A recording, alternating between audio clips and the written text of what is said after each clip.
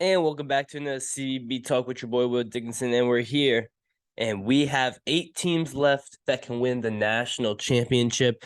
And for the first time ever, there is no one seeds in the Elite Eight. This year's March Madness 2023 NCAA tournament has been one of the craziest March Madnesses, the tournament we've ever seen. All the one seeds are now been bounced out before the Elite Eight, and we're gonna have a new coach champion, and we're going to have a program that hasn't won it in a while. So let's just go talk about these Sweet 16 games. We'll start with the games that were on Thursday. And let's start with the game that just started first. Kansas State, Michigan State was an all-time classic. Markquis Nowell is one of my favorite players in college basketball. I mean, this dude had probably one of the best games I've ever seen. I mean, first, they had Kentucky game here, 27 points, 9 assists, played a magical game. This one, 20 points, 19 assists, sets an NCAA tournament record for assists in a game with 19. He was just amazing. Really just carving up that defense, pick and roll, throwing oops to Keontae, finding Masood for 3, Cam Carter for 3, Keontae for 3. And Kansas State really, Michigan State played an amazing game. Hogar was amazing. Walker was good. Joey Hauser hit some threes, couldn't hit anything down the stretch, but what made this team just so good was that Kansas State survived the runs from Michigan State. Their defense was not good this game, right? They allowed 93 points. I mean, it went to overtime. It's the only overtime game of the tournament, but they got the job done. And Kansas State has players that just aren't scared to shoot the three, which is a strength for them. Masood, hit 1 3 in Kentucky game, attempted 1. This game, he was pulling from the logo, catch and shoot. It was going in. Keontae Johnson never scared to shoot the ball, and him and Markquis Nowell's connection was just unreal. I mean, that game for Markquis Nowell was one of the greatest games I've ever seen, right? Doing that as a 5'8" guard, that is just inspirational, honestly, what he did out there in Michigan State, in his home city of New York, in the MSG, in the Mecca, and puts out an all-time performance, is amazing. And Kansas State's going to go to the Elite Eight. Jerome Tang in his first year doing an amazing job. And it's just cool to see these stories where, Kansas State projected last in the Big 12. Everyone knows that. And now they're here with 1 game away from the Final Four, 2 games away from playing in the national championship. And to see the way the brackets played out, I think many people are going to say, oh, Kansas State, they can win the national championship. They can be in the national championship game. And Markquis Nowell and Keontae Johnson, amazing duo. I mean, that lob to end the game, lobs it up. Keontae slams it backwards. That's one of the greatest plays ever. I mean, literally looks like he's fake arguing with his coach, sees Keontae, makes a little eye contact, throws a perfect lob. Just an amazing team, and they're my favorite team to watch, I think, left in the tournament. When their offense is going, it's hard to beat them. 98 in this one, man. That is amazing. UConn just destroyed Arkansas. Really good game from Jordan Hawkins in this one. Sanogo continues to be really good. Had 18 in that one. UConn's just rolling right now, and they're looking hard to beat. They had a 24-point win versus Iona, 15 versus St. Mary's, and 23 against against Arkansas. So UConn right now is rolling. They're probably playing like the best team in college basketball. And what I said was these guards are meant for March, and I think that's what's really made me think this team can go all the way. I thought I didn't expect them to play this good, right? Because they lost to the Big East semifinals to Marquette, and they weren't playing amazing going in the tournament. They were playing good, but they weren't playing at this level. And now they've turned it on, and now they play a Gonzaga team who that's gonna be my most watched game. I mean, 8-4 down Saturday. That game's gonna be a real good one. We'll get to Gonzaga in just a couple minutes, but yeah, I mean, UConn is right now the favorite to win the tournament, betting odds. And Dan Hurley is trying to get his first national championship, and UConn's first since 2014. I mean, of course, it's just a great program. This UConn team can hit different cylinders. Andre Jackson can make, can run the floor. Is a great lob threat. Of course, and then Klingon and Sanogo, they have the bigs when they go play Drew Timme tonight. They can match him up. They don't have to throw one guy at him because they can rotate in Klingon, who is amazing. He's going to be great. And then they can rotate in Sonogo, who's just an amazing offensive player. And the guards, Jordan Hawkins, Tristan Newton, these guys are meant for March. And then Calcaterra and Caliban, those guys can shoot the ball. So UConn's looking really good right now. And yeah, they're the favorite to win the national championship, in my opinion. And I think this Gonzaga UConn game is really going to be a big big game of who might win the national championship. FAU is in the Elite Eight. FAU is in the Elite Eight, man. That's crazy to say. I mean, FAU is a really deep team. They're really good. Of course, they got John L. Davis, who's played amazing this March. I mean, Michael Force off the bench had a big game for FAU. Nick Boyd's always good, 12 points in this one. Elijah Martin. This team is just a really deep team, and they play 9 players. They get consistent minutes. And what I've been saying about Tennessee all year was their offense just wasn't good enough, and it was going to catch up to them. And they scored 60 points once in 3 games in this tournament, and they just couldn't get the job done. 55 in this one against FAU. They really just in that second half could not score the ball offensively. FAU started hitting threes, and just Tennessee could never put on enough comeback. Their defense was really good. Still probably the best defense in college basketball, but at the end of the day, when your offense struggles to score 60 points, it's going to be hard to win games. And FAU's got the job done. They squeaked by Memphis in controversial game. Then they play Fairleigh Dickinson, get the job done, and they play Tennessee. So now they play Kansas State, and that's going to be a very interesting matchup because, of course, Markquis Nowell is going to be a tough matchup, right? You're going to have to not let him kick out the 3-point shooters, which is really tough because FAU is not the biggest team, but they're deep. So they can throw a lot of bodies at Markquis and Keontae. And they haven't been hitting shots. So if FAU can get hot from the floor, they're going to give Kansas State a lot of problems, which at least is a somewhat good sign for FAU is if they can start hitting shots, shoot, they can beat someone because they scored 78 against Fairleigh Dickinson and 60 in the 60 points in their last other 2 wins. So that's gonna be a very interesting matchup. I think Kansas State's gonna get the job done, but one of those teams will be in the Final Four, FAU or Kansas State. So that's just really cool to see. And then that Gonzaga-UCLA game, man, another just classic. And Gonzaga-UCLA always never fails to disappoint in the tournament. The last 3 times they played in the tournament, it's been just an amazing game, and this game was a game of runs. Gonzaga could not get a stop on UCLA in that first half. In the second half, UCLA couldn't score the ball, and Gonzaga, went on that run. Drew Timme was just amazing in this one, man, and that matchup against UConn's really just going to be a challenge for him because they can throw many people at him, and they got the size to go against Timme. So we're going to see if he can, stretch the floor and take him off the dribble, which of course he's that good at getting that spin move off. And then Gonzaga's up 10 with a couple minutes, with like 2-3 minutes left, and UCLA just goes on a magical run and wants him Jaime Hawkins, Tiger Campbell, and then Mari Bailey hits the 3 to go up after Timme misses his free throws, and we think, oh my God, Gonzaga blew another lead to UCLA, and UCLA is going to go to the Elite Eight. And then Mark Few draws up the Chris Jenkins play. Julian Strother has onions.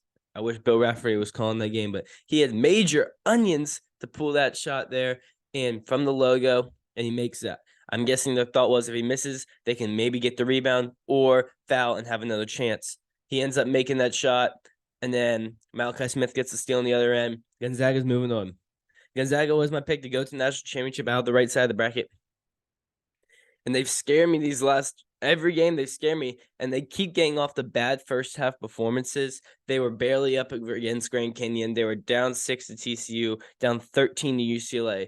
And I do not know if you can go down and play a bad first half against UConn, because UConn's a team that likes to get off the hot starts, and then they're going to keep that lead for most of the game.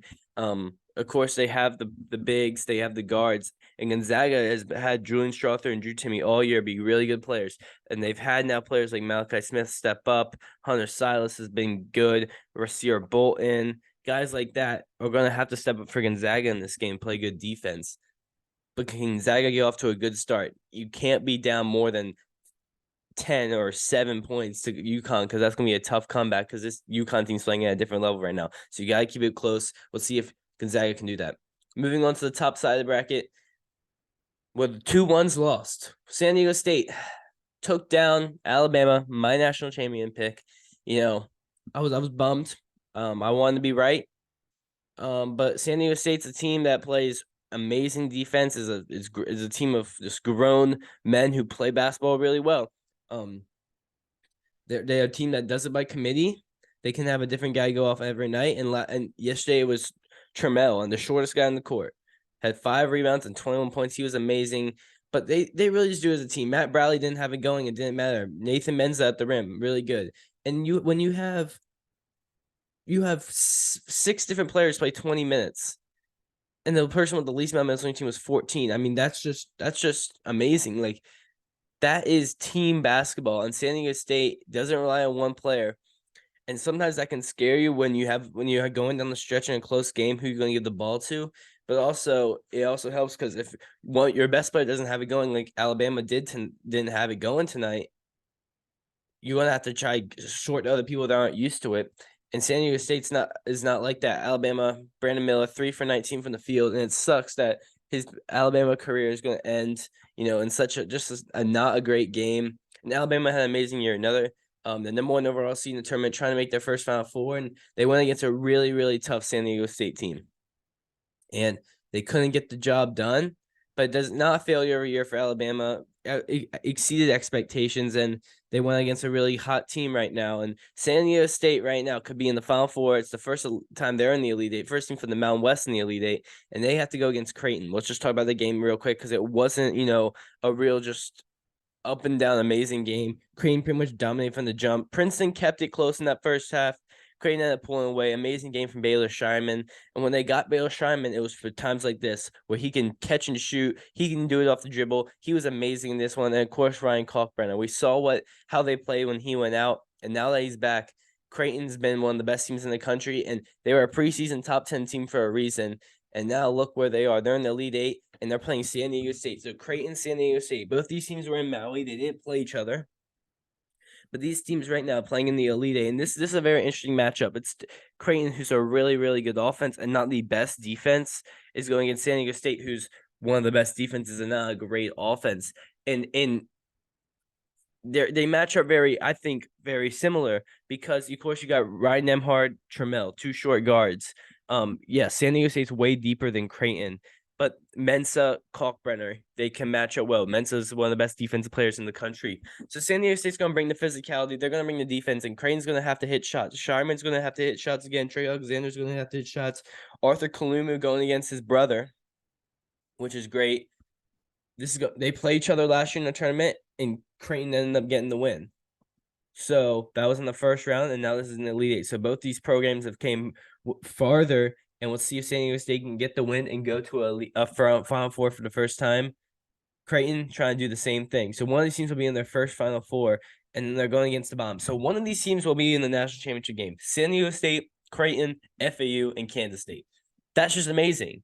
That's what March Madness is best. One of those teams will be playing in the biggest stage in college basketball in the national championship. We might see Markquis Nowell in the biggest stage with Keontae Johnson. That would be amazing. In my opinion, I think it's going to be San Diego State versus Kansas State, and Kansas State getting to the national championship.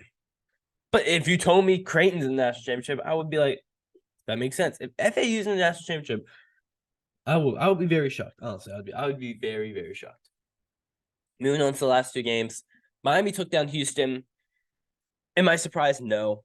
I thought Miami was going to keep it close. I didn't expect them to win, but I thought I would have been way more surprised if Alabama lost in Houston. They ended up both losing, and Nigel Pack just had a Steph Curry-like game.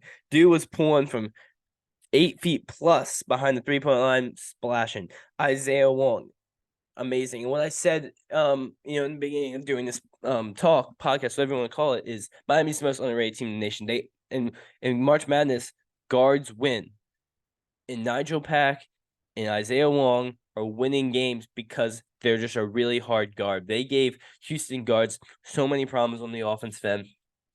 Wuga Poplar's good. Omir's just a strong body down low. Jordan Miller, another guard who can play inside and out. He's just a really good. And they're deep. They have a lot of guys. And Jim Larrañaga's done an amazing job.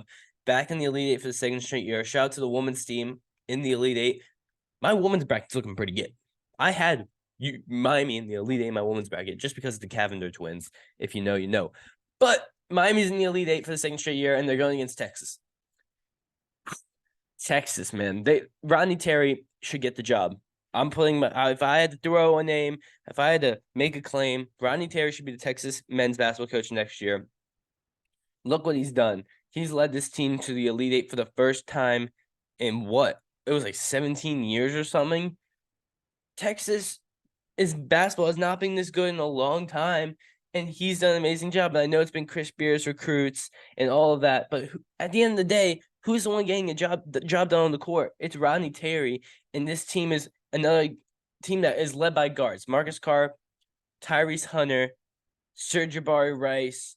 Timmy Allen's not a guard, but he can stretch the floor. And then they just have a lot of guys: Dylan LeSue, Christian Bishop. This team's very deep, and they're going to play Miami, and this game is going to be amazing. It's on 5 o'clock on Sunday, so the Sunday games do start a little earlier, so they get more rest, which is fair. The thing about Miami and Texas is it's going to be a very, very tough matchup. Both these teams match up very similar. And Miami, trying to make the Final Four for the first time ever. Texas trying to get back there for the first time in a while. Texas is just going to have to really try to focus in on Isaiah Wong and Nigel Pack, because Tyrese Hunter is a smaller guard. I think he can match up with Nigel Pack, and they played each other last year. Nigel Pack was on Kansas State. And then Isaiah Wong's going to be a tough matchup, but Marcus Carr, is an experienced guard who can do that. And it's really just going to be the bigs for each of those teams who can out-rebound each other, because that's not the strength of their team. Larrañaga, Rodney Terry, it's a great coaching matchup. I mean, these teams match up so similar. And I think the right side of the bracket has a national champion. I do. Miami, Texas, UConn, Gonzaga. That side's much stronger than the left.